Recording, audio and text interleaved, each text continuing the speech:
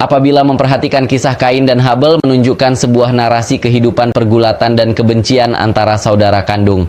Secara cukup signifikan, firman Tuhan menunjukkan bagaimana Tuhan memberikan kepada manusia sebuah pilihan perbuatan baik atau perbuatan jahat yang dapat mengakibatkan kematian. Sekali lagi, manusia mengabaikan peringatan Tuhan perihal tuntunan berbuat baik yang menyebabkan kematian dan keterasingan dari Tuhan. Hal ini disebabkan ketidakberkenaan Tuhan terhadap korban yang dipersembahkan oleh Kain, serta sikap dan motivasi Kain dalam mempersembahkan korban. Persembahan korban tidak dapat dihilang dalam setiap ibadah yang dilakukan oleh siapapun, sebab dalam korban persembahan terdapat ungkapan rasa syukur umat atas pemeliharaan dan berkat yang Tuhan berikan. Kain dan Habel adalah manusia pertama yang dicatat Alkitab di saat mempersembahkan korban. Keduanya mempersembahkan korban bakaran sebagai salah satu bentuk menyenangkan hati Tuhan. Namun apakah korban persembahan keduanya diperkenan oleh Tuhan sehingga Tuhan mengindahkan persembahan Habel dibanding persembahan Kain? Kejadian pasal 4 ayat 5 firman Tuhan mengatakan, "Tetapi Kain dan korban persembahannya tidak diindahkannya. Lalu hati Kain menjadi sangat panas dan mukanya muram." Dari nats tersebut dapat menimbulkan pertanyaan kritis berkenaan dengan korban yang dipersembahkan Kain ataupun Habel. Benarkah Kain mempersembahkan korban bakaran dari tanah yang telah dikutuk oleh Tuhan, sedangkan Habel mempersembahkan korban bakaran dari binatang? Untuk dapat menemukan topik masalah teologis perihal asumsi korban Kain dan korban Habel, perlu diselidiki berdasarkan kritik teks.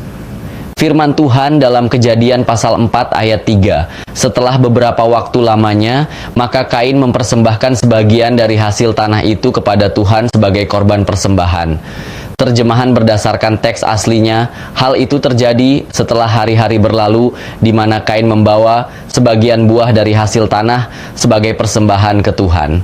Targum Jonathan menjelaskan setelah hari-hari berlalu, waktu ini pada tanggal 14 bulan Nisan, Adam berkata kepada anak-anaknya, "Pada malam ini bawalah persembahan kamu di hadapan penciptamu."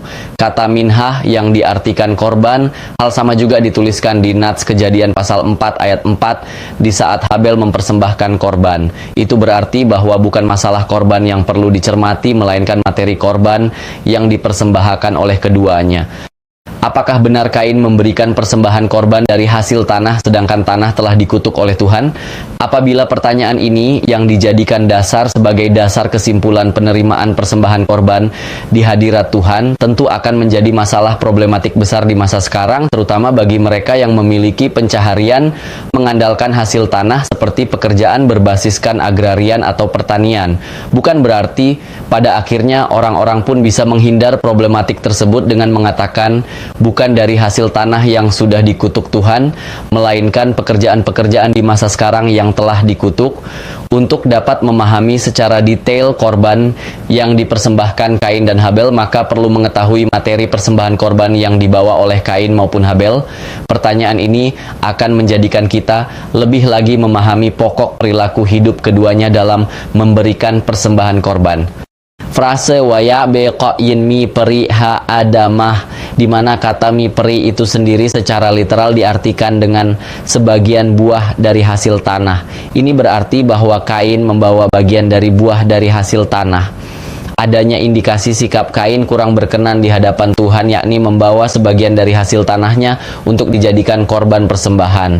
Kain membawa sisa makanannya untuk dipergunakan sebagai persembahan korban.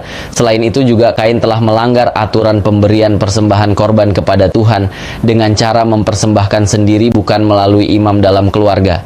Ini berarti bahwa Kain saat mempersembahkan korban kepada Tuhan tidak memiliki motivasi hati yang baik dikarenakan membawa buah yang paling jelek dari hasil tanah. Motivasi Kain dalam persembahan korban sebagai bentuk perilaku iman Kain kepada Tuhan, artinya Kain tidak memiliki sikap beriman yang berkenan sehingga Tuhan tidak memperkenan Kain dan persembahan korbannya.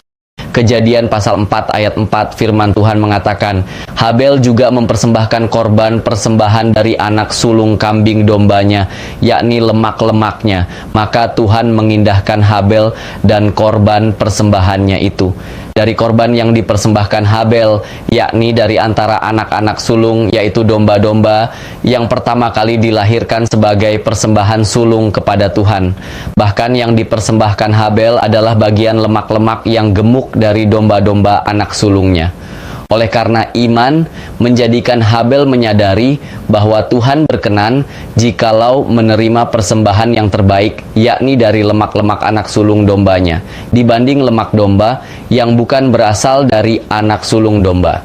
Tuhan berkenan terhadap persembahan Habel, sehingga Habel disebut orang benar. Tuhan menerima persembahan Habel karena dia menghampiri Allah dengan iman yang benar dan pengabdian kepada kebenaran.